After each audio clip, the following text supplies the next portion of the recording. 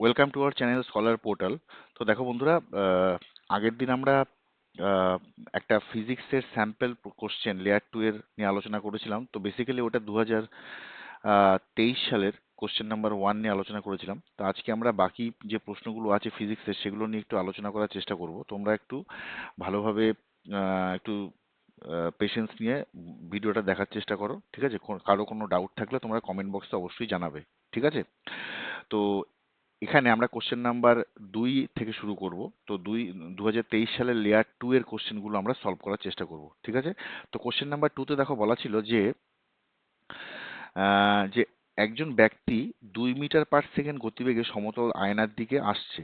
ব্যক্তি এবং তার প্রতিবিম্বের মধ্যেকার দূরত্ব কত হারে কমবে? ঠিক আছে, এটা একটা সিম্পল প্রশ্ন দিয়েছে দেখো। তো আমরা এখানে কি বলতে পারি? আমরা বলতে পারি, ধরা যাক এই হলো আমার আয়না, মানে সমতল দর্পণ ধরো। আচ্ছা, এইখানে ধরা যাক বস্তুটি প্রথমে প্রথমে ব্যক্তিটি এখানে ছিল। ওকে, ব্যক্তিটি এখানে থাকলে তার প্রতিবিম্বটাও তোমার এখানে তৈরি হবে। ওকে, তাহলে এবার দেখো 2 মিটার/সেকেন্ড গতিবেগে সমতল আয়নার দিকে আসছে। তো যখন এই অবস্থায় ছিল তখন এদের মধ্যে একটা ডিস্টেন্স ছিল। যদি এই ব্যক্তিটি যদি কিছুক্ষণ ধরা যাক 1 সেকেন্ড পরে ও এই কন্ডিশনে আসলো, এই পজিশনে এলো, তাহলে এই অবস্থানে যখন আসবে ধরলাম 1 সেকেন্ডে 2 মিটার, তার মানে এলো। সিমিলারলি এই প্রতিবিম্বটাও নিশ্চয়ই 2 মিটার তোমার দর্পণের দিকে এগোবে। এবং ধরা যাক সেই যে আহ, তো সেই যে জায়গাটা, সেটা হচ্ছে সেই যে পজিশনটা, সেটা হলো ধরা যাক এখানে। তাহলে দেখো, এটা যদি 2 মিটার হয় তার মানে এটাও কত হবে? 2 মিটার হবে। তার মানে কি বলতে পারি, দেখো ওভারঅল যে প্রথমে ডিস্টেন্সটা ছিল সেটা তো এখন কমে গিয়ে তো এখন এই ডিস্টেন্সটা হলো, তাই না? তাহলে এটা কত কমলো? এটা আমাদের কমলো, দেখো এখানে তোমার 2 কমেছে, আর এখানেও কিন্তু আমাদের 2 কমেছে, তাই না? তার মানে বলতে পারি যে আমাদের ব্যক্তি আর প্রতিবিম্বের মধ্যে যে দূরত্ব যেটা কমবে সেটা হচ্ছে 4 মিটার/সেকেন্ড কমবে। ঠিক আছে, কারণ এখনকার যে ডিস্টেন্সটা সেই ডিস্টেন্সটা কিন্তু ব্যক্তি আর প্রতিবিম্বের মধ্যে ডিস্টেন্স হচ্ছে এটা। ওকে, তাহলে আমার 4 মিটার/সেকেন্ড হয়ে যাবে উত্তর, তার মানে অপশন হয়ে যাবে আমাদের সি। ঠিক আছে, নেক্সট আমরা আসি পরের যে প্রশ্নটা দেখো। পরের প্রশ্নটা বলেছে যে 80 ডিগ্রি সেন্টিগ্রেড তাপমাত্রায় কিছু পরিমাণ তরল থেকে স্থির হারে তাপ বের করে নেওয়া হলো। মানে তাপ কিন্তু ক্রমাগত বের করে নেওয়া হচ্ছে একটা তরল থেকে। তাহলে নিম্নের প্রদত্ত বিকল্পগুলির মধ্যে কোন লেখচিত্রটি এই পরিস্থিতিকে সবচেয়ে সঠিকভাবে প্রকাশ করতে পারে? এবার দেখো একটা জিনিস, দেখো তোমরা এখানে যখন 80 ডিগ্রি সেন্টিগ্রেড তাপমাত্রায় যখন এই তরলটা থেকে আমাদের তাপটাকে বের করে নেওয়া হচ্ছে, তো আমরা যদি প্রথম যেটা আছে, এই প্রথম যে গ্রাফটা সেটা যদি আমরা দেখি, তাহলে সেটা কিন্তু দেখো আমাদের কিন্তু ম্যাচ করছে না। তার কারণ হলো, যখন 80 ডিগ্রি সেন্টিগ্রেড তাপমাত্রায় যখন কোনো তরল পদার্থ থেকে যখন তাপ আমাদের যখন কি হয় বের করে নেওয়া হয়, তার মানে তাপমাত্রাটাও কি হয়, কমতে থাকে, তাই তো? তাপমাত্রা কতক্ষণ কমবে? হিমাঙ্ক পর্যন্ত। হিমাঙ্ক পর্যন্ত কিন্তু তাপমাত্রাটা কমতে থাকবে, তাই তো? যেই মুহূর্তে হিমাঙ্কে পৌঁছবে তার মানে প্রথমে কি হবে, কমতে থাকবে। তো এখানে যে 4টে গ্রাফ আছে দেখো, আমরা এই গ্রাফটাকে যদি আমরা দেখি, প্রথমে কি হচ্ছে দেখো, কমতে কমতে শুরু করেছে। কত পর্যন্ত কমবে? না, হিমাঙ্ক পর্যন্ত কমবে। এই যে পয়েন্টটা, এই পয়েন্টটার থেকে তারপরে আমরা যদি আরো তাপ কমাই, সেই তাপটা কিন্তু আর কমবে না। সেই তাপটা কিন্তু কিছুটা এরকম তোমার স্ট্যাগনেন্ট ওয়েতে কিন্তু চলবে, মানে কিছুটা এই তাপটা কিন্তু আমাদের এখানে তাপমাত্রা কিন্তু এই এই সেই ক্ষেত্রে কমবে না। কারণ হিমাঙ্ক হিমাঙ্ক পর্যন্ত পৌঁছানোর পর এটা কি হয়, বরফে পরিণত হতে শুরু করে। কতক্ষণ পর্যন্ত? না, বরফ যতক্ষণ না পর্যন্ত পুরোপুরি বরফে পরিণত হবে ততক্ষণ পর্যন্ত কিন্তু দেখো এই তাপমাত্রাটা এরকম ফিক্স থাকবে, মানে কনস্ট্যান্ট থাকবে। তারপর দেখা যাচ্ছে যে যে বরফটা যেতে যাতে পরিণত হলো, সেই বরফ যে কঠিনে পরিণত হলো অ্যাকচুয়ালি, সেই কঠিন থেকে যদি আরো আমরা তাপটাকে কমাতে থাকি, তাহলে কি হয়, তাপমাত্রা কিন্তু আবার হ্রাস পেতে শুরু করবে। ওকে, তাহলে এই ক্ষেত্রে অপশন হয়ে যাবে আমার সি, মানে অপশন সি হবে। তোমরা কিন্তু এই ডিটা করবে না, কারণ তো এই পয়েন্টটা বুঝতে হবে যে তাপ জেনারেলি যখন আমরা তাপটা কমাই, জেনারেলি তাপমাত্রাটা কমতে থাকে। বাট আমাদের হিমাঙ্ক পয়েন্ট যেটা, এই যে পয়েন্টটা হিমাঙ্ক, এই হিমাঙ্কের পয়েন্ট পর্যন্ত কিন্তু, হিমাঙ্ক পর্যন্ত কিন্তু তাপটা কমবে। তারপর আমরা তাপ কমালেও, যেহেতু এটা লিন তাপ, 80°C তাপমাত্রা, এটা লিন তাপ, ঠিক আছে, ও লিন তাপ, লিন তাপ, এই তাপমাত্রায় কি হচ্ছে, আমাদের কিন্তু বরফ হওয়া পর্যন্ত কিন্তু তাপমাত্রাটা কমতে শুরু করবে। তারপর যখন পুরোপুরি যখন বরফে পরিণত হবে বা কঠিনে পরিণত হবে, তারপর থেকে কিন্তু তাপমাত্রাটা আরো, যদি আমরা তাপটা কমাই তাহলে তাপমাত্রাটা ডিক্রিজ করতে শুরু করবে। সেই জন্য এটা কিন্তু আবার ডাউনওয়ার্ড হবে। ওকে, তো এটা একমাত্র কিন্তু অপশন সি হবে। ওকে, নেক্সট দেখো কোশ্চেন নাম্বার 4। দেখো এটা কোশ্চেন নাম্বার 4টা যেটা আছে, বলছে যে 0.5 গ্রাম/সিসি ঘনত্ব বিশিষ্ট একটা কর্কের একটা টুকরোকে 8 গ্রাম/সিসি ঘনত্বের একটা সংকর ধাতুর বস্তুখণ্ডের সাথে বাঁধা হলো। ঠিক আছে, সংযুক্ত বস্তুখণ্ডটি জলে সম্পূর্ণ নিমজ্জিত অবস্থায় ভাসে। ঠিক আছে, এখানে একটু ইন্টারেস্টিং জিনিস আছে, দেখো এটা আর্কিমিডিসের প্লবতার যে চ্যাপ্টার আছে সেখান থেকে কিন্তু দিয়েছে। এই সংযুক্ত বস্তুখণ্ডটিতে কর্ক এবং ধাতুর ভরের অনুপাত কত? ওকে, দেখো এই প্রশ্নটা করতে গেলে আমরা প্রথমে, আমরা দেখো কর্কের যে ঘনত্বটা, ওকে, কর্কের যে ঘনত্বটা আমরা দেখো দেওয়া আছে কত, আমাদের 0.5 গ্রাম/সিসি। আর সংকর ধাতুর ঘনত্ব দেওয়া আছে কত, 8 গ্রাম/সিসি। তো কর্কের ঘনত্বটাকে আমরা রো সি, দেখো ঘনত্বকে আমরা রো দিয়ে ডিফাইন করি। তো কর্কের ঘনত্ব ধরলাম রো সি, সংকর ধাতুর ঘনত্বটা যেহেতু মেটাল সেই জন্য আমরা রো এম করলাম। ওকে, আর জলের ঘনত্ব আমরা জানি যে 1 গ্রাম/সিসি, সেই জন্য এটাকে আমরা ধরো রো ডাব্লু ধরলাম। ওকে, এবার দেখো কর্কের যে আয়তন, কর্কের আয়তনটাকে আমরা ভিসি ধরি, আর ধাতুর আয়তনকে আমরা ধরি ভিএম।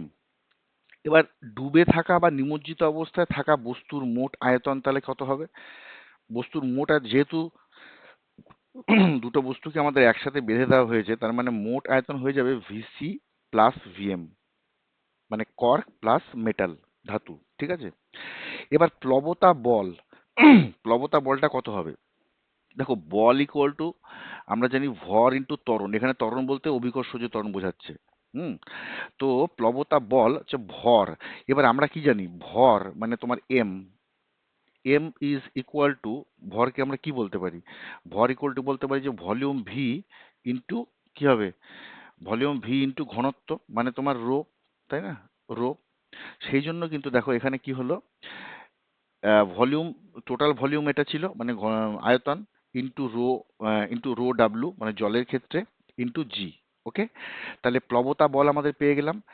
আর মোট ওজন কত, বস্তুর, দুটো বস্তু যখন কম্বাইন্ড অবস্থায় রয়েছে একসাথে, তখন মোট ওজনটা কত হচ্ছে, আমরা জানি যে মোট ওজন হয় হচ্ছে এমজি।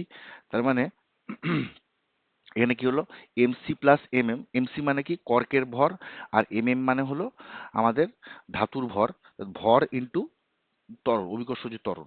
ঠিক আছে, এইবার, এইবার দেখো আমরা জানি এম ইকুয়াল টু রোজি, তো এমসি ইকুয়াল টু কি হচ্ছে, এমসি ইকুয়াল টু হয়ে যাবে তোমার rho C into VC. Rho C মানে তোমরা ভাববে যে কর্ক ওটা, ঠিক আছে, তা আমরা জানি যে ভর ইকুয়াল টু হচ্ছে তোমার আয়তন ইন্টু ঘনত্ব, তাহলে MC equal to rho C into VC. আর এমএমটা কি, রো এম ইন্টু ভিএম। ঠিক আছে, এবার আমরা জানি যেহেতু আর্কিমিডিসের, আমরা প্লবতার সূত্র কি জানি, যে এখানে বলা ছিল যে জলে ভাসমান নিমজ্জিত অবস্থায় রয়েছে, তো এই অবস্থায় কন্ডিশনটা তখনই হবে যদি এই যে প্লবতা বল যেটা হলো সেটা যদি আমার বস্তুর যে ভর, যে ওজনটা রয়েছে, ঠিক আছে, তার সাথে যদি সমান হয়, তাই তো। তাহলে আমরা কি বলতে পারি, দেখো এখানে বলতে পারি VC plus VM into rho W into G, যেটা আমরা এখানে বের করেছিলাম, সেইটা শুড বি ইকুয়াল টু, কি হবে, এই বস্তুর ভর ইন্টু জি। এবার এমসি প্লাস এমএম এর মানটা আমরা উপর থেকে দেখো বসাচ্ছি, বসিয়ে কি পাচ্ছি, rho C VC plus rho M VM into G. এখান থেকে যদি আমরা দেখো জি জি কেটে কেটে যাবে, তাহলে সেই ক্ষেত্রে কি হবে, সেক্ষেত্রে আমাদের যেটা হবে সেটা হচ্ছে, তাহলে VC plus VM into rho W equal to MC plus MM into G, মানে rho C VC plus rho M VM. এই ভ্যালুটা এবার আমরা বসাচ্ছি এখানে। দেখো VC plus VM, rho W আমরা জানি জলের ঘনত্ব কত হচ্ছে, 1 বসালাম। আমাদের প্রশ্নে বলা আছে যে আহ, উম, আহ, উম, যে তোমার এই যে 0.5 হচ্ছে তোমার ঘনত্ব, এই রোসি ভিসি, রোসির ভ্যালুটা দেওয়া আছে, মানে কর্কের ঘনত্ব 0.5 বসালাম ইন্টু ভিসি। আর আহ, যে মেটাল বা ধাতুর ঘনত্ব দেওয়া আছে 8, তো 8 ইন্টু ভিএম। তো এইটাকে যদি আমরা ক্যালকুলেট করি তাহলে ভিসি বাই ভিএম কত হলো, 14, মানে 7/0.5, মানে 14/0.1। তাহলে নেক্সট আমরা তাহলে আমাদের প্রশ্নে কি চেয়েছে, দেখো প্রশ্নে আমাদের চেয়েছিল যে কর্ক এবং ধাতুর ভরের অনুপাত, তাই তো? তাহলে কর্ক এবং ধাতুর ভরের অনুপাত কত হবে, এমসি বাই এমএম, মানে rho C VC by rho M VM, তাই তো? ভর ভর আমরা জানি যে ঘনত্ব ইন্টু আয়তন।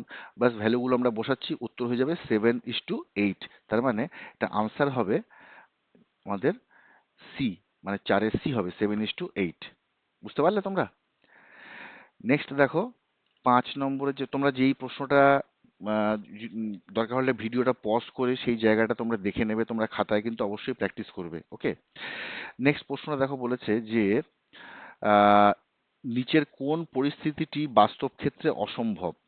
বস্তুর বেগ এবং ত্বরণের অভিমুখ বিপরীত, এটা সম্ভব, এটা অসম্ভব কিছু নয়। বস্তুর বেগ শূন্য কিন্তু ত্বরণ শূন্য নয়, হতেই পারে। বস্তুর ত্বরণ ধ্রুবক কিন্তু বেগ পরিবর্তনশীল, এটাও হয়। বস্তুর বেগ ধ্রুবক কিন্তু ত্বরণ অপরিবর্তনশীল, দেখো এইটা হবে না, এটা কিন্তু হতে পারে না।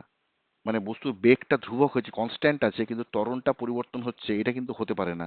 তাই কারেক্ট অপশন কি হয়ে যাবে আমাদের, দেখো কারেক্ট অপশন আমাদের হবে হলো এই ডিটাই হয়ে যাবে আমাদের কারেক্ট অপশন, ঠিক আছে? নেক্সট দেখো আরেকটা ইন্টারেস্টিং অঙ্ক দিয়েছে এখানে। সেখানে বলেছে যে একটা ইঞ্জিন সমগতিতে একটা পাহাড়ের দিকে এগিয়ে চলেছে, ওকে, ভালো কথা। এখন এটি পাহাড় থেকে 0.9 কিলোমিটার দূরে যখন রয়েছে, তখন এটি একটা তাৎক্ষণিক হুইসেল বাজায়, যার প্রতিধ্বনি 5 সেকেন্ড পরে ড্রাইভার শুনতে পায়। তাহলে বাতাসে শব্দের গতিবেগ যদি 330 মিটার/সেকেন্ড হয়, তাহলে ইঞ্জিনের গতিবেগ কত? দেখো বন্ধুরা, এই প্রশ্নটা কিন্তু শব্দ থেকে দিয়েছে। তো তোমরা যারা অনেকে হয়তো ভাবো যে শব্দ থেকে প্রশ্ন আসবে না, তো এটা ভুল ধারণা। তোমাদের কিন্তু শব্দটা পড়ে নিতে হবে। ক্লাস 9-10-এর বইয়ের থেকে যদি শব্দের চ্যাপ্টার থাকে সেটা কিন্তু তোমরা দেখে নেবে, প্লাস এনসিইআরটি থেকেও দেখে নেবে, ওকে? তো দেখো এই প্রশ্নটা যদি আমরা সলভ করি, দেখো প্রথমে প্রথমে ধরলাম আমি যে আমার এম মানে হচ্ছে, আমি করেছি মাউন্টেন। তো ধরলাম ইঞ্জিনটা এখানে রয়েছে আর মাউন্টেনটা এখানে আছে, ঠিক আছে? এইবার দেখো এখানে এই ইঞ্জিন আর মাউন্টেনটা ওখানে আছে। এবার দেখো প্রথমে ইনিশিয়াল ডিস্টেন্সটা কত ছিল, ইনিশিয়াল ডিস্টেন্স ছিল 0.9 কিলোমিটার, মানে এটাকে মিটারে কনভার্ট করলে 900 মিটার। তো ধরলাম এই যে মানে ইঞ্জিনটা কি হয়েছে, প্রথমে 0.9 কিলোমিটার দূরে ছিল। এবার ও একটা হুইসেল বাজায়, এবার হুইসেলটা তোমার এখানে বাজাচ্ছে। এবার দেখা যাচ্ছে এই পয়েন্টে যখন ইঞ্জিনটা আসবে, ধরো এই পয়েন্টটার একটা নাম দিচ্ছি, ধরো পি, তখন ও শব্দটা শুনতে পেলো, ঠিক আছে? তাহলে এই 5 সেকেন্ড পরে, মানে 5 সেকেন্ড পরে কিন্তু শব্দটা শুনতে পায়। তো ধরলাম এইখানে ও হুইসেলটা বাজিয়েছিল, এই 5 সেকেন্ড পরে ও কিছুটা নিশ্চয়ই ইঞ্জিনটা চলে আসবে এখানে, চলে আসার পরে তারপরেও শব্দটা শুনতে পেয়েছে, ওকে? এবার দেখো বাতাসে শব্দের বেগ দেওয়া আছে, তার মানেটা হচ্ছে দেখো যখন হুইসেলটা বাজিয়েছিল, তার মানে শব্দ নিশ্চয়ই এই পুরো পথটা, মানে এম পর্যন্ত এসছে, এম পর্যন্ত এসেছে, এবং এখান থেকে আবার ব্যাক করে কিন্তু এই পিতে এসছে। আমি যদি ডিরেকশনটা দেই, ভালো করে বোঝার চেষ্টা করো। তার মানে এখানে আমি বাজিয়েছিলাম আর শব্দটা পুরো এই এই পর্যন্ত এসছে, পাহাড় পর্যন্ত ধাক্কা খেয়ে আবার ফিরে এসছে, ফিরে এসে এই পর্যন্ত এসছে। তাহলে শব্দ এখান থেকে পুরো এই ডিস্টেন্সটা গেছে এবং তারপর আবার ফিরে এসছে। তাহলে 5 সেকেন্ডের শব্দ মোট কত দূরত্ব যায় সেটা আমরা আগে বের করি। তো দেখো শব্দের গতিবেগ দেওয়া আছে 330, তার মানে 5 সেকেন্ডের শব্দ মোট কত দূরত্ব অতিক্রম করে, 330 × 5, মানে 1650 মিটার, তাই তো? এবার দেখো এই পর্যন্ত বুঝলে। এইবার দেখো তার মানে এবার আহ, উম, আমরা এটা বের করে নিলাম। এবার দেখো পাহাড় থেকে প্রতিফলিত হওয়ার পরে শব্দ কত দূরত্ব যায় সেটা আমাকে বের করতে হবে। মানে শব্দ পাহাড় টোটাল তো আমার 1600, টোটাল আমাদের শব্দ অতিক্রম করেছে 1650 মিটার। এবার আমরা তো জানি এই এখান থেকে এই পর্যন্ত তো 900, তাহলে এইটুকু কত, এইটুকু ডিস্টেন্সটা কত? নিশ্চয়ই এইটুকু ডিস্টেন্স হচ্ছে পাহাড় থেকে প্রতিফলিত হওয়ার পর শব্দ এই ডিস্টেন্সটা অতিক্রম করেছে। এই ডিস্টেন্সটা কত? সেটা হচ্ছে 1650 মাইনাস 900, মানে 750 মিটার। ঠিক আছে, তার মানে এই যে ডিস্টেন্সটা, তার মানে কত পেলাম আমরা? 750। 750 মিটার এসছে, এবং তারপরে কিন্তু ড্রাইভার কিন্তু এই পয়েন্টে কিন্তু শুনতে পেয়েছে। তাহলে এই 5 সেকেন্ডে ইঞ্জিনটা তাহলে কত দূরত্ব যায়? ইঞ্জিন তো নিশ্চয়ই এই 5 সেকেন্ডে এই ডিস্টেন্সটা গেছে। তাহলে এই ডিস্টেন্সটা কত? এই টোটালটা হচ্ছে 900, আর এখান থেকে এই পর্যন্ত 750। তাহলে এই ডিস্টেন্সটা কত? কারণ আমাকে ইঞ্জিনের গতিবেগ বার করতে হবে। এই ডিস্টেন্সটা হচ্ছে 900 মাইনাস 750, মানে 150। তাহলে ইঞ্জিনের বেগ কত? ইঞ্জিন নিশ্চয়ই 5 সেকেন্ডে 150 মিটার গেছে, তার মানে ইঞ্জিনটা কি হয়েছে? 5 সেকেন্ডে 150 মিটার গেছে। তাহলে ইঞ্জিনের বেগ কত? 150/5 মিটার পার সেকেন্ড, মানে 30 মিটার পার সেকেন্ড। ওকে, তাহলে আমাদের উত্তর কি হয়ে যাবে? আমাদের উত্তর হবে 30 মিটার পার সেকেন্ড। যদি বুঝতে না পারো তাহলে দরকার হলে ভিডিওটা আবার পজ করো, ভিডিওটা পজ করে আবার যেটা আমি বললাম সেটা ভালো মতো তোমরা নিজেরা খাতায় করার চেষ্টা করো, তাহলে বুঝতে পারবে। এই কনসেপ্টগুলো খুব দরকার, ঠিক আছে? চলো নেক্সট আমরা যাই 7 নম্বর প্রশ্নে। 7 নম্বর প্রশ্নটা একটা ইন্টারেস্টিং প্রশ্ন। দেখো বলেছে যে একটা লাল বর্ণের আলোকরশ্মি কাঁচের তৈরি একটা সমবাহু ত্রিভুজের, সমবাহু প্রিজমের একটা প্রতিসারক তলে লম্বভাবে আপতিত হয়। ঠিক আছে, যদি কাঁচ এবং বাতাসের মধ্যে সংকট কোণ 45 ডিগ্রি হয়, তবে প্রিজম থেকে নির্গমনের সময় আলোকরশ্মির সার্বিক বিচ্যুতি কত? ঠিক আছে, তো দেখো বন্ধুরা, আমরা একটা কাজ করি। আমরা প্রথমে দেখো এখানে বলেছে যে সমবাহু প্রিজম। তো সমবাহু প্রিজম মানে হলো দাঁড়াও 1 মিনিট। সমবাহু প্রিজম মানে একটা সমবাহু ত্রিভুজই আমরা ধরতে পারি। ঠিক আছে, ধরো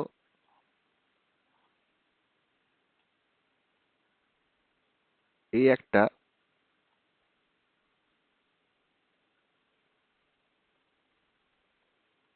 ধরো সমবাহু ত্রিভুজ, যদিও এই বাহুটা আমার একটু হলো, যাই হোক তোমাদের বোঝার সুবিধার জন্য আমি করে নিচ্ছি। আমি এই এই বাহুটাকে আমি আরেকবার আঁকি।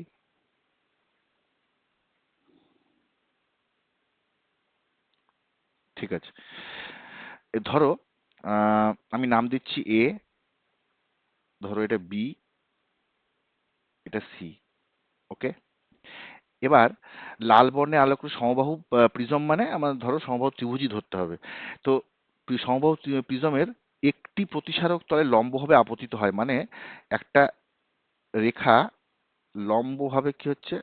আপতিত হচ্ছে এখানে, এইভাবে আপতিত হয়েছে। ঠিক আছে, লম্বভাবে আপতিত হওয়া মানে আমার এই যে অ্যাঙ্গেলটা, এটা নিশ্চয়ই কত হচ্ছে? 90 ডিগ্রি।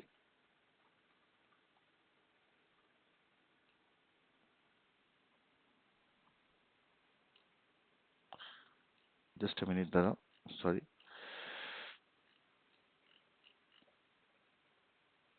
ঠিক আছে, দাঁড়াও এটাকে ডিলিট করে দিই। তার মানে আমাদের আমাদের এই যে অ্যাঙ্গেলটা, এটা নিশ্চয়ই 90 ডিগ্রি, তাই তো? এই অ্যাঙ্গেলটা। এবার বলছে প্রিজম থেকে, আমাদের প্রশ্নটা আমি একটু উপর থেকে করছি, দেখো এবার 90 ডিগ্রিতে যখন আপতিত হয়েছে, আপতিত হয়ে একদম ডিরেক্ট কি এই বিন্দুতে কিন্তু পড়েছে। ঠিক আছে, প্রিজমের যে পরের যে তলটা আছে সেই তলে গিয়ে ধাক্কা খেলো। এইবার দেখো এটা যদি 90 ডিগ্রি হয়, আচ্ছা এটা যেহেতু সমবাহু ত্রিভুজ, তার মানে এই অ্যাঙ্গেলটা বা এই অ্যাঙ্গেলটা বা এই অ্যাঙ্গেলটা, এটা অবশ্যই কি হবে? এগুলো 60 ডিগ্রি করে, তাই তো? এটা কত? 60 ডিগ্রি। তার ভালো করে লক্ষ্য করো, এটা তো আমার লম্ব, তার মানে এই অ্যাঙ্গেলটা কত হচ্ছে? 90। তা 90 আর 60 হচ্ছে 150। তার মানে এই অ্যাঙ্গেলটা হচ্ছে আমার 30 ডিগ্রি হয়ে গেল। বুঝতে পেরেছো তোমরা? এটা কত? 30 ডিগ্রি। এইবার আমি এর উপর একটা লম্ব টানি। যদি এর উপর লম্ব টানি, তা আলোকরশ্মি দেখো সংকট কোণ 45 ডিগ্রি হয় বলেছে, সংকট কোণ হচ্ছে 45 ডিগ্রি। তো এখন যদি এইটা যদি দেখো 30 ডিগ্রি হয়, তাহলে এই অ্যাঙ্গেলটা কত আছে? যেহেতু এটা লম্ব, তার মানে কি হচ্ছে, এটা 60 ডিগ্রি, এটা 60 ডিগ্রি। তো এই অ্যাঙ্গেলটা যদি 60 ডিগ্রি হয়, তার মানে আলোক রশ্মি যখন আপতিত হচ্ছে, দেখো সংকট কোণের থেকে বেশি কোণে আপতিত হচ্ছে। আমরা জানি সংকট কোণের থেকে আপতিত হলে, বেশি কোণে আপতিত হলে আলোক রশ্মি কিন্তু আহ, মাধ্যম তল বিভেদ তল থেকে আবার কিন্তু ফিরে আসে। এবার ফিরে যখন আসছে, ধরা যাক এটা আবার ফিরে যাচ্ছে, ওকে। তো ফিরে যদি যায়, দেখো তার মানে এই যে আলোক রশ্মিটা যাওয়ার কথা ছিল কোথায়? এইদিকে যাওয়ার কথা ছিল, তাই তো? সেটা এদিকে না গিয়ে আলোক রশ্মি কিন্তু বেঁকে গেছে। তো বেঁকে গেলে এইটা হচ্ছে আমার বিচ্যুতি কোণ, তাই না? তাহলে দেখো এইটা আমার, এইটা যদি 60 ডিগ্রি হয়, এই অ্যাঙ্গেলটা যদি 60 হয়, তো আমার এই অ্যাঙ্গেলটা কত? এটা নিশ্চয়ই হবে আমার 30 ডিগ্রি। 30 ডিগ্রি, কারণ এটা 60, এটা এটা 30, মানে এটা হচ্ছে আমার 60 ডিগ্রি। মানে আমার যদি এটা যদি তোমার 60 ডিগ্রি হয়, এটা 60 ডিগ্রি, 120। তাহলে দেখো এই যে বিচ্যুতি কোণটা, এই বিচ্যুতি কোণটা আমাদের চেয়েছে, আমাদের বলেছে সার্বিক বিচ্যুতি কত। তো সার্বিক বিচ্যুতি কত হবে? টোটালটা আমার 180, 180 থেকে আমাদের আমাদের কত, 60 প্লাস 60, 60 প্লাস 60 মানে 120 বাদ চলে যাবে। তাহলে আমাদের বিচ্যুতি কোণটা কত হবে? বিচ্যুতি কোণ হবে আমাদের 60 ডিগ্রি। ঠিক আছে, তোমরা অবশ্যই খাতায় কিন্তু এটাকে করে নেবে এবং ভালো করে ঠিক বুঝবে। ঠিক আছে, নেক্সট চলো, নেক্সট অঙ্কে আমরা যাই। নেক্সট প্রশ্নতে কি আছে বলছে, ভূপৃষ্ঠ থেকে উচ্চতা বৃদ্ধির সাথে সাথে বায়ুমণ্ডলীয় চাপ হ্রাস পায়। যত আমরা উপরের দিকে উঠতে থাকি ভূপৃষ্ঠ থেকে, তত কিন্তু বায়ুমণ্ডলীয় চাপটা কি হয়? হ্রাস পেতে থাকে। এর কারণ, উচ্চতা বৃদ্ধির সাথে সাথে কি হয়? দেখো উচ্চতা বৃদ্ধির সাথে সাথে যেটা, এটার যে অপশন হয়ে যাবে তোমার অপশন সি, একক আয়তনে গ্যাসের অণুর সংখ্যাটা হ্রাস পায়। ঠিক আছে, সেই জন্যই কিন্তু বায়ুমণ্ডলীয় চাপটা যত আমরা উপরের দিকে উঠতে থাকে, ততই কিন্তু বায়ুমণ্ডলের চাপটা কিন্তু হ্রাস পায়। তার কারণ হলো একক আয়তনে গ্যাসের অণুর সংখ্যা হ্রাস পায়। এটা হয়ে যাবে অপশন। নেক্সট প্রশ্ন, আবার একটা অঙ্ক আছে দেখো, উল্লম্বভাবে, ফিজিক্সে কিন্তু অবশ্যই অঙ্কটা খুব ইম্পর্টেন্ট। তোমরা কিন্তু অবশ্যই যখনই যে চ্যাপ্টারসগুলো পড়ছো, আমি বারবার বলেছিলাম যে কোন কোন চ্যাপ্টার্স থেকে প্রিভিয়াস ইয়ারে ফোকাস করেছে, তোমরা কিন্তু একবার বোঝার চেষ্টা করবে, তারপরে অ্যাকর্ডিংলি কিন্তু তোমরা প্র্যাকটিস করবে, ওকে। দেখো বলেছে, উল্লম্বভাবে উপরের দিকে ইউ গতিবেগে নিক্ষিপ্ত একটা পাথরের উচ্চতা, সর্বোচ্চ উচ্চতা এইচ লাভ করে। একই বিন্দু থেকে উল্লম্বভাবে উপরের দিকে 2u গতিবেগে নিক্ষিপ্ত আরেকটা পাথর সর্বোচ্চ এইচ উচ্চতা লাভ করে। তো দেখো এই অঙ্কটা করতে গেলে আমাদের যেটা দরকার সেটা হলো, দুটো ফর্মুলা বেসিক্যালি আমাদের দরকার দরকার পড়বে। ঠিক আছে, ফার্স্ট হচ্ছে আমাদের হলো V is equal to U minus GT, আরেকটা হলো H is equal to UT minus half of GT square. এখানে আমরা অ্যাকচুয়ালি ফর্মুলাতে এফ ত্বরণ ছিল, এখানে যেহেতু অভিকর্ষজ বল, অভিকর্ষজ ত্বরণ, সেই জন্য জি দেওয়া হয়েছে। আর দূরত্বটা যেহেতু এস দিয়েছিল, এখানে আমরা এইচ দেওয়া হয়েছে। ঠিক আছে, এবার দেখো আমরা প্রথমে একটা কাজ করি। দেখো এখানে বলেছে প্রথম ক্ষেত্রে আমরা একটা এটা আঁকি। ধরো প্রথম ক্ষেত্রে আমাদের দূরত্বটা, আমাদের ডিস্টেন্সটা কত ছিল? আমাদের উচ্চতাটা এইচ ছিল, এবং তখন আমাদের বেগ ছিল ইউ। ওকে, ধরো ইউ মিটার পার সেকেন্ড। তো যখন ইউ মিটার পার সেকেন্ড ছিল, তখন সর্বোচ্চ গতি, সর্বোচ্চ উচ্চতায় উঠে কিন্তু, আচ্ছা কেন মাইনাস হলো, ইউ মাইনাস জিটি কেন হলো? তার কারণ হচ্ছে, যেহেতু বলটাকে আমরা উপরের দিকে আমরা বস্তুটাকে নিক্ষেপ করেছি, সেই জন্য কিন্তু আমাদের কিন্তু গতিবেগের এই এই যে সমীকরণটা আছে, সেখানে ইউ মাইনাস হয়েছে, না হলে প্লাস হতো, নর্মালি প্লাস থাকে। যেহেতু উপরের দিকে নিক্ষেপ করা হয়েছে, তাই আমাদের মাইনাস হয়েছে। ওকে, এবার দেখো প্রথম ক্ষেত্রে তাহলে কি হচ্ছে, সর্বোচ্চ উচ্চতায় পৌঁছে তো ভি তো জিরো হয়ে যাবে। সেই ক্ষেত্রে তাহলে কি হবে, zero minus U, zero equal to U minus GT. তার মানে আমাদের টি কত? টি হলো আমাদের ইউ বাই জি। আবার আমাদের H equal to UT minus half of AT square, ওখানেও বসাবো ভ্যালুটা এইচ ইকুয়াল টু, দেখো ইউটি মানে ইউ ইন্টু টি এর ভ্যালু কত, ইউ বাই জি, মানে ইউ বাই জি বসালাম, minus half into G into T square মানে টি এর ভ্যালু যদি টি এর ভ্যালু হচ্ছে তোমাদের U square by G square, তাহলে আমাদের কত হচ্ছে G into U square, sorry এখানে জায়গাটার জন্য একটু প্রবলেম হচ্ছে।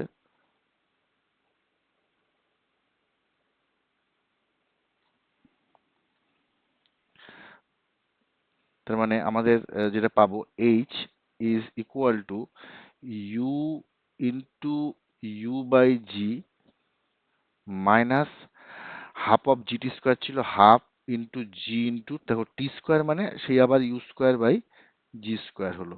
ওকে, তার মানে ইকুয়াল টু কি হবে U square by G minus, দেখো এটা যদি আমরা করি আমাদের থাকবে হলো U square by two G. তাহলে এটা করলে আমাদের কি আসবে, এটা যদি আমরা করি, আমরা যদি ক্যালকুলেশন করি, এটা আমাদের আসবে হলো ইউ স্কোয়ার বাই টু জি আসবে, তাই তো?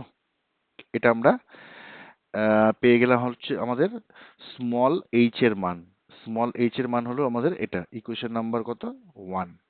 এইবার পরবর্তী ক্ষেত্রে ধরো যখন আমাদের উচ্চতাটা ক্যাপিটাল এইচ আছে, উচ্চতা দেওয়া আছে ক্যাপিটাল এইচ, এবং সেই ক্ষেত্রে আমাদের বলা আছে যে এটা হচ্ছে 2u ধরলাম মিটার পার সেকেন্ড, কারণ বলা আছে দেখো উপরের দিকে আর সেম স্থান থেকে 2u গতিবেগে নিক্ষেপ করা হলো।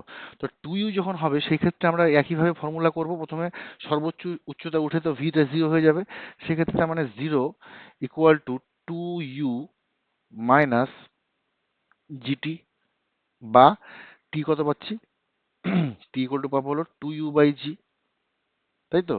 আর V square equal to U square minus sorry H H equal to UT minus half of GT, সেক্ষেত্রে কি হবে capital H is equal to দেখো টু ইউটি, তাই তো? কারণ ইউ এর জায়গায় টু ইউ হলো two UT minus half into G. আচ্ছা, টি এর ভ্যালু আছে টু ইউ বাই জি, তার মানে কত হবে এটা four U square by G square, তাই তো? তাহলে এটা কি আসছে আমাদের দেখো two into U T minus এটা হবে তোমাদের টু ইউ স্কোয়ার, আচ্ছা আমাদের টি এর ভ্যালুটা এখানেও বসাতে হবে, দেখো টু ইন্টু আমাদের ইউ স্কোয়ার বাই জি। আমাদের এখানেও কিন্তু টি এর ভ্যালুটা বসানো দরকার, তাহলে এটা অ্যাকচুয়ালি আসবে capital H is equal to two into U into দেখো ইউ এর ভ্যালু হলো আমাদের আমাদের টি হচ্ছে টু ইউ বাই জি, মানে এখানেও টু ইউ বাই জি হবে, টু ইউ বাই জি হবে minus two U square by G. আমি একটু ছোট করে লিখছি, তাহলে দেখো four U square by G minus হচ্ছে আমাদের two U square by G. এটা যদি আমরা ক্যালকুলেট করি আমাদের কত আসবে, তাহলে ক্যাপিটাল এইচ এর মান আমরা কত পেলাম দেখো, ক্যাপিটাল এইচ এর মান আমরা পেলাম কত two U square by G, এটা ইকুয়েশন নাম্বার 2। তাহলে বন্ধুরা এখানে দেখো স্মল এইচ এর মান হলো U square by two G, আর ক্যাপিটাল যে এইচ এর মান, ক্যাপিটাল এইচ এর মান আমরা পাচ্ছি হলো তোমাদের two U square by G. Okay, two U square by two G ছিল এখানে, এখানে ক্যাপিটাল এইচ পেলাম হচ্ছে two U square by G. তো যদি আমরা বসাই, আমরা যে পরের যে ইকুয়েশনটা আছে ক্যাপিটাল এইচ, আমি আমি এই জায়গাটা করছি দেখো, পরের যে আমাদের পরের যে ইকুয়েশনটা বেরিয়েছে এখানে আমরা করি, তার মানে capital H is equal two আমরা পাচ্ছি টু ইউ স্কোয়ার বাই জি। এবার টু ইউ স্কোয়ার বাই জি এর জায়গায় আমরা কি বলতে পারি টু এইচ, এক নম্বর ইকুয়েশন থেকে। তাহলে ক্যাপিটাল এইচ ইকুয়াল টু কি হলো ফোর ইন্টু এইচ, তাহলে কোন অপশনটা আমাদের কারেক্ট, এই অপশনটা অপশন সি। বুঝতে পারলে? তোমরা ভালোভাবে বোঝার চেষ্টা করবে, দরকার হলে খাতার মধ্যে বারবার দেখো ভিডিওটা এবং নিজেরা প্র্যাকটিস করো, ঠিক আছে? যদি কোনো অসুবিধা হয় আমাকে জানিও। ওকে, তো আমাদের 9 নম্বর হয়ে গেল। লাস্ট আমরা ফিজিক্সের প্রশ্নটা আমরা অ্যাটেন্ড করব, সেটা হলো যে দেখো বলা আছে যে দুটি দুটি ক্ষুদ্র ভর প্রত্যেকটির ভর হলো ক্যাপিটাল এম, একটা বাক্সের মধ্যে পরস্পরের থেকে ডি দূরত্বে রাখা আছে। ঠিক আছে? ভর দুটিতে যথাক্রমে প্লাস কিউ এবং মাইনাস কিউ আধান আছে। তাদের মধ্যবর্তী পারস্পরিক মহাকর্ষীয় আকর্ষণ বল হলো এফজি এবং স্থির তড়িৎ আকর্ষণ বল হলো এফই। এফজিটা হলো মহাকর্ষীয় আকর্ষণ বল আর এফই হলো স্থির তড়িৎ আকর্ষণ বল। তাহলে এবার বাক্সটির মধ্যে এমনভাবে জল ঢালা হলো যাতে ভর দুটির আধান এবং পারস্পরিক দূরত্ব অপরিবর্তিত থাকে। তাহলে তাহলে কি হতে পারে? ঠিক আছে, দেখো এইটা যদি করতে হয় আমাদের দেখো অভিকর্ষজ বল, তুমি বাক্সের মধ্যে জল ঢালো আর তুমি যাই ঢালো না কেন, অভিকর্ষ বল এফজি যেটা হবে, এটা তো অবশ্যই আমরা জানি অভিকর্ষ বল আমরা কি জানি যে জি, তাই তো, মহাকর্ষীয় ধ্রুবক ইন্টু এম এম, মানে আমাদের এম জি এম এম আছে, মানে এম ইন্টু এম, তাই তো, জি এম এম বাই এখানে বলছি ক্যাপিটাল ডি স্কোয়ার, মানে ক্যাপিটাল ডি স্কোয়ার এটা হবে, তাই তো। অভিকর্ষ বল কিন্তু কোনো চেঞ্জ হবে না। কিন্তু আমাদের যদি বিন্দু আধান থাকে, ধরো বিন্দু আধান একটা বলেছে প্লাস কিউ আর একটা হচ্ছে মাইনাস কিউ, তাহলে কুলম্বের যে সূত্র আছে, কুলম্বের সূত্র অনুযায়ী আমরা কি জানি যে আমাদের যে ইলেকট্রোস্ট্যাটিক ফোর্স যেটা F E is equal to, দেখো অ্যাকচুয়ালি ফর্মুলা হলো 1/4 পাই এপসাইলন জিরো, এটা এপসাইলনের সাইন, ঠিক আছে, 4 পাই এপসাইলন জিরো ইন্টু এখানে আমাদের ক্ষেত্রে কি হচ্ছে প্লাস কিউ আবার হচ্ছে মাইনাস কিউ, তাই তো, বাই ক্যাপিটাল ডি স্কোয়ার। এবার দেখো আমাদের স্থির তড়িৎ আকর্ষণ বল যখন হয়, স্থির তড়িৎ আকর্ষণ বলের ক্ষেত্রে নর্মাল এই যে ভ্যালুটা আছে 1/4 পাই এপসাইলন জিরো, জেনারেলি আমাদের এটা হচ্ছে আমাদের নর্মাল ভ্যালু, ওকে। কিন্তু যদি অন্য মাধ্যম থাকে তো সেই ক্ষেত্রে আরেকটা কনস্ট্যান্ট আছে কে, সেটা যুক্ত হয়ে যায়।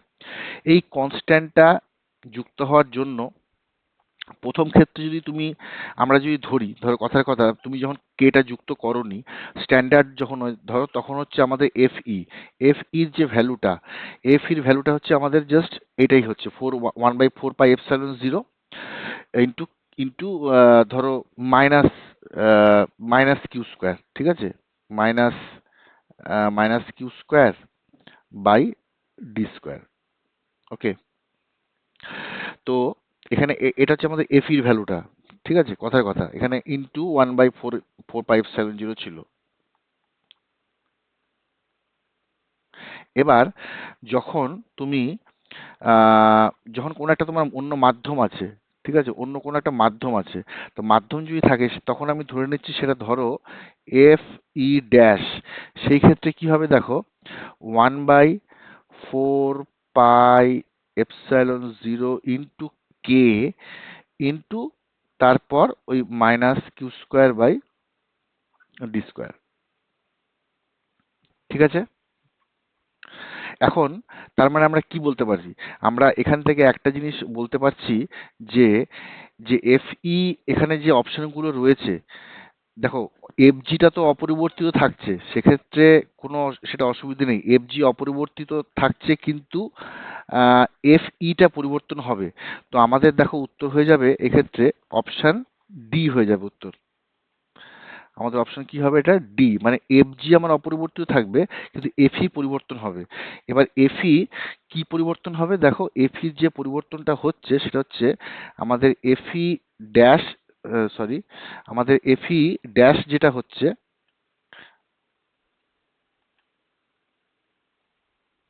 এফই ড্যাশটা এফই থেকে কিন্তু আমাদের কি হয়ে যাবে, ছোট হয়ে যাবে, ওকে। এই ইকুয়েশন থেকে তোমরা বুঝতে পারছো যে আমাদের যে এফই ড্যাশ সেটা কিন্তু লেস দেন এফই হবে। সেটা আমাদের প্রশ্নের বিষয়বস্তু না, আমি তোমাদের বোঝার জন্য বললাম, কারণ বুঝতেই পারছো যে যে এফই ড্যাশ যেটা আছে সেটা হচ্ছে আমাদের এফই কে 1/k দিয়ে গুণ করলে হবে। এবার কে এর যে ভ্যালুটা, এই যে কে এর যে ভ্যালুটা আমাদের এই যে কেটা, এই কে এর ভ্যালুটা কিন্তু অবশ্যই গ্রেটার দেন 1 হতে হবে অ্যাজ পার স্ট্যান্ডার্ড রুলস। তো যদি 1 হয়, 1/সামথিং, মানে একের থেকে বড় সংখ্যা দিয়ে তুমি বেসিক্যালি গুণ করছো, তো অবভিয়াসলি সেটা কিন্তু আমাদের ছোট হয়ে যাবে। সেই জন্য কি হচ্ছে আমাদের দেখো এফ ইটা আমাদের কিন্তু এফ ইটা এফই ড্যাশটা হচ্ছে এফই থেকে ছোট হবে।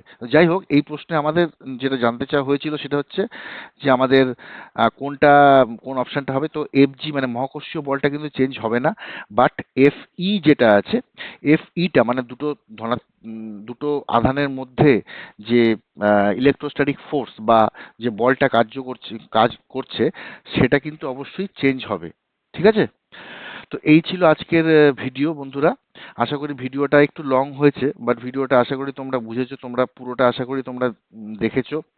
এবং যেখানে কোনো ডাউট হবে তোমরা কমেন্ট বক্সে জানাতে পারো। ওকে, আমি অবশ্যই সময় পেলে সময় মতো আমি ওটাকে উত্তর দেব।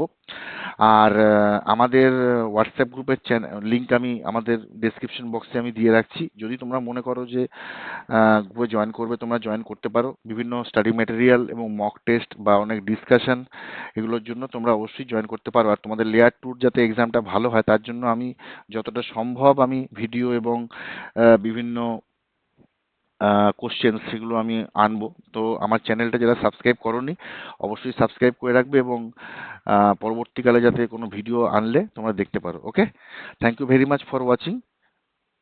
পরবর্তী আবার নেক্সট কোনো ভিডিওতে দেখা হবে। চলো, গুড বাই।